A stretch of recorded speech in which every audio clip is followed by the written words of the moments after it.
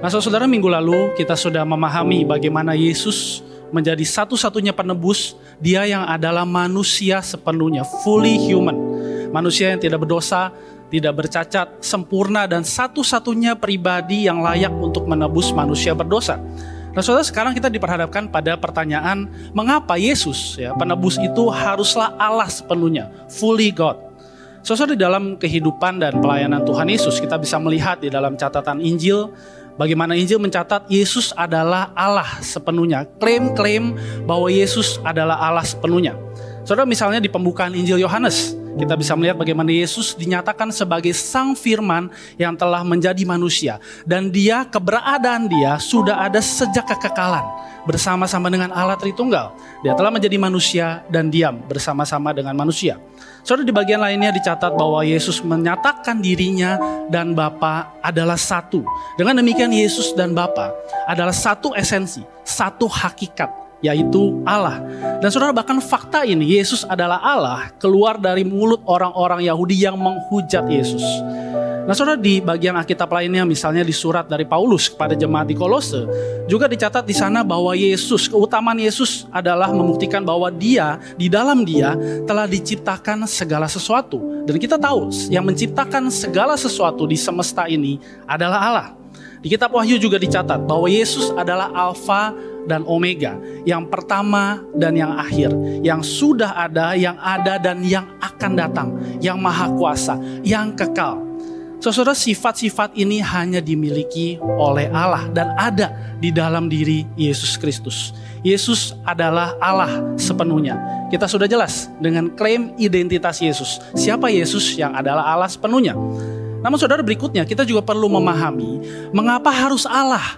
Apa pentingnya Allah turun untuk menebus dosa manusia? Mengapa bukan yang lain? Mengapa bukan sesuatu atau pribadi yang lain begitu? Saudara, sebuah ilustrasi sederhana akan saya ceritakan. Jika kita sedang jalan-jalan, lihat pameran alat-alat musik begitu ya. Dan ketika kita melihat ada satu piano dan ditulis di situ, ini hanya satu-satunya model piano yang dibuat di seluruh dunia gitu ya. Tapi saudara, ternyata kemudian tanpa sengaja kita merusak piano yang satu-satunya itu.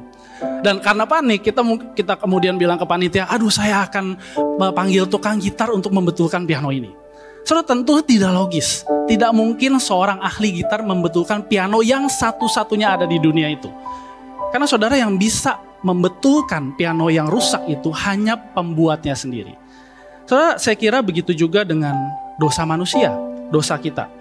Dosa merusak manusia sampai pada kedalaman hati, dan hanya Allah saja yang menciptakan kita dan mengenal kita, yang tahu betul bagaimana menebus dosa kita, bagaimana memperbaiki seluruh kerusakan di dalam hati kita. Saudara, Allah lebih dari sekedar tukang perbaiki dosa, tapi dia adalah Sang penebus, satu-satunya penebus. Karena itu ada dua hal yang perlu kita perhatikan untuk memahami kenapa sih harus Allah yang menebus dosa manusia. Saudara, pertama, ingatlah bahwa ketika kita berdosa, ketika manusia berdosa, maka kita sedang berdosa kepada Allah, against God, Allah yang menciptakan kita. Saudara, mungkin kita ingat bagaimana Daud berseru di Mazmur 51 ayat ke-6, terhadap engkau sajalah aku telah berdosa dan melakukan apa yang kau anggap jahat. Ingatlah juga bagaimana respon Tuhan ketika Adam dan Hawa jatuh ke dalam dosa. Dia sendiri yang memberikan kabar baik yang pertama itu. Ketika dia berkata di Kejadian 3:15, aku akan mengadakan permusuhan antara engkau dan perempuan ini, antara iblis dan perempuan ini, Hawa, antara keturunanmu dan keturunannya. Keturunannya akan meremukkan kepalamu dan engkau akan menemukan hanya tumitnya. Allah juga yang pada waktu itu melakukan pengorbanan pertama dengan membuat jubah kulit bagi Adam dan Hawa untuk menutupi malu mereka karena dosa mereka.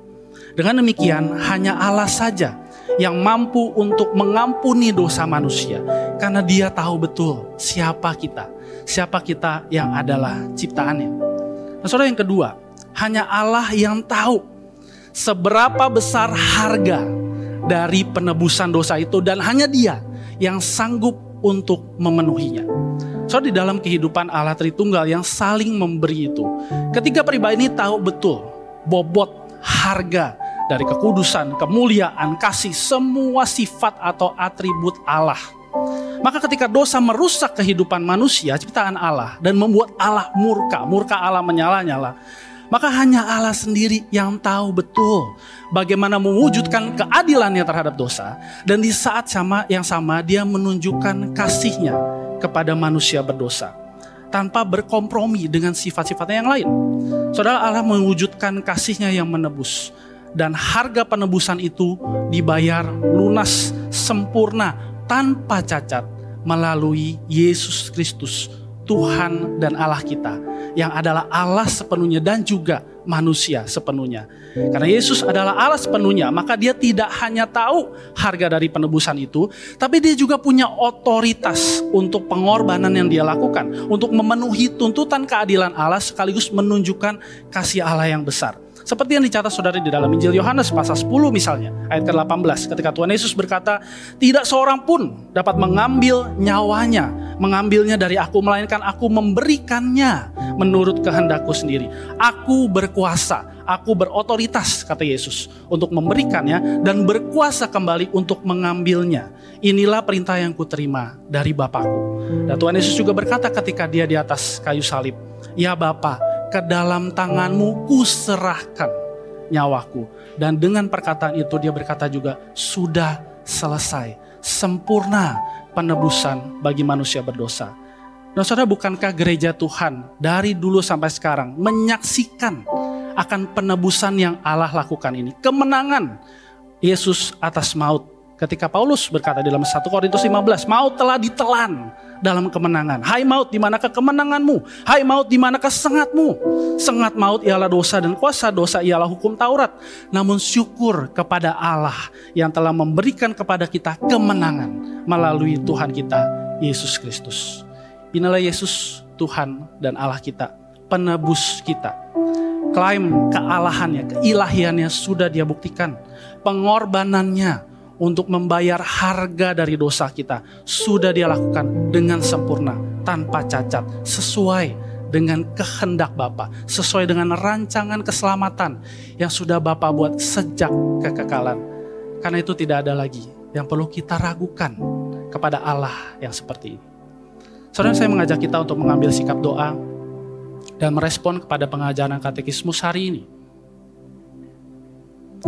Soalnya jika kita pernah atau sedang berpikir bahwa setiap dosa kita hanya persoalan kecil di dalam hidup ini, dan kita tidak butuh penebusan, mari kita datang kepada Yesus. Dia yang adalah Allah itu tahu betul siapa kita. Dia juga tahu dosa apapun akan merusak kita dan semakin merusak kehidupan kita. Dia sudah memberikan jalan keselamatan yang tidak akan bisa diberikan oleh manusia manapun dan ilah apapun. Datanglah kepadanya. Akuilah ketidakmampuan kita untuk menebus dosa kita sendiri. Sebaik apapun usaha-usaha kita untuk membayar dosa kita, Tuhan sudah bilang bahwa semuanya itu hanya seperti kain kotor. Datanglah pada Yesus dan mari bersyukur juga untuk penebusan dosa yang dia sudah bayarkan bagi kita. Harga yang terlampau mahal tidak dapat kita balas selain kita mempersembahkan seluruh hidup kita bagi Tuhan. Mari datang kepada Tuhan dalam doa.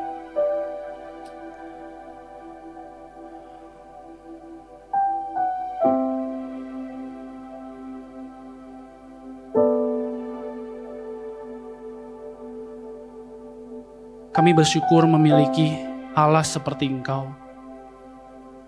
Allah yang menciptakan kami dan sangat mengenal siapa kami, bahkan ketika kami jatuh ke dalam dosa. Engkau tidak meninggalkan kami, namun Engkau memberikan dirimu sendiri karena Engkau tahu seberapa besar harga untuk menebus seluruh dosa kami, bukan setengah, bukan sebagian, tapi seluruh dosa kami. Dan biar hati kami boleh bersyukur lagi kepada Engkau ya Yesus, Tuhan dan Allah kami. Kami boleh menyadari lagi betapa mahalnya anugerah keselamatan yang sudah Tuhan berikan bagi kami. Dan kami tidak mau lagi menyia-nyiakannya. Kamu tidak mau lagi bermain-main dengan anugerah keselamatan yang Kau berikan.